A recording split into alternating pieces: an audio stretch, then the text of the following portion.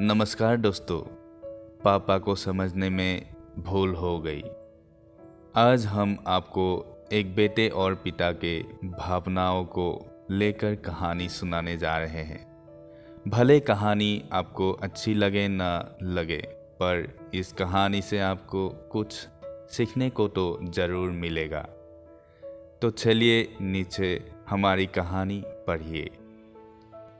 मुझे बाइक चाहिए थी क्योंकि मेरे सभी दोस्तों के पास थी।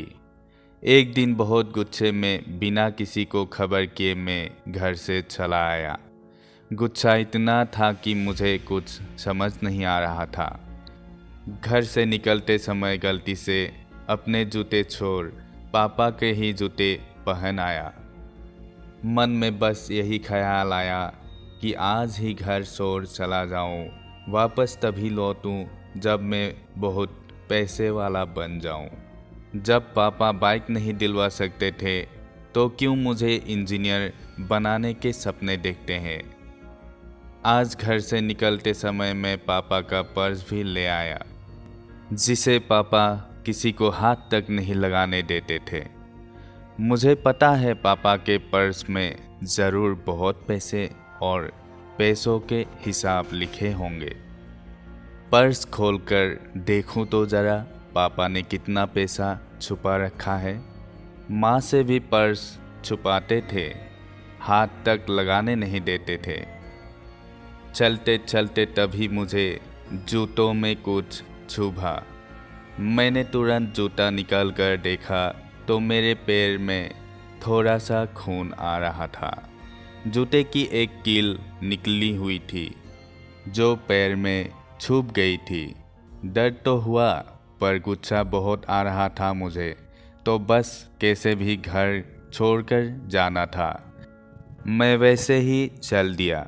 जैसे ही कुछ दूर चला मुझे जूते के अंदर पाँव में गीला गीला लगा। देखा सड़क पर पानी भरा पड़ा था। पाँव उठा के देखा तो जूते में छेद भी था। मैं वैसे ही चलता रहा। जब बस स्टॉप पहुंचा पता चला कि 2 घंटे तक कोई बस नहीं है। मैं वही बस का इंतज़ार करने लगा। मैंने सोचा क्यों न तब तक पर्स खोलकर देखूं कि पापा ने कितने पैसे छुपा रखे हैं। मैंने पर्स खोला तो उसमें एक पर्ची मिली। पर्ची में लिखा था लैपटॉप के लिए 30,000 उधार लिए। फिर मैंने सोचा लैपटॉप तो घर में मेरे पास है। उसी के साथ दूसरा एक मुड़ा हुआ पन्ना देखा। उसमें पापा ने अपने ऑफिस की किसी हॉबी डे पर अपनी हॉबी के बारे में लिखा था। उन्होंने हॉबी में लिखा था अच्छे जूते पहनना।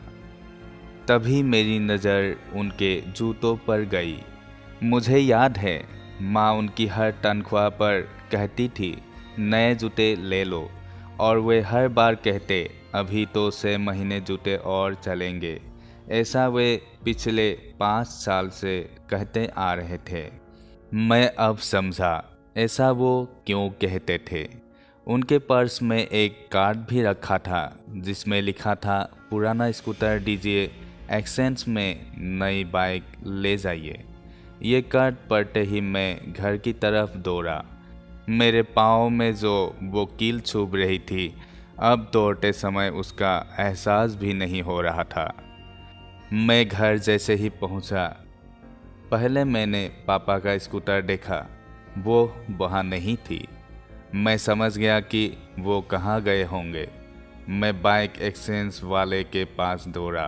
पापा वही खड़े थे। मैंने उनको गले से लगा लिया और ज़ोर ज़ोर से रोने लगा। और मैं बोला नहीं पापा, मुझे नहीं चाहिए बाइक, बस आप नए जूते ले लो। और मुझे अब बहुत पैसे वाला बनना है, लेकिन अपने तरीके से। तो दोस्तों, इस कहानी से हम लोग को क्या सीख मिलती है?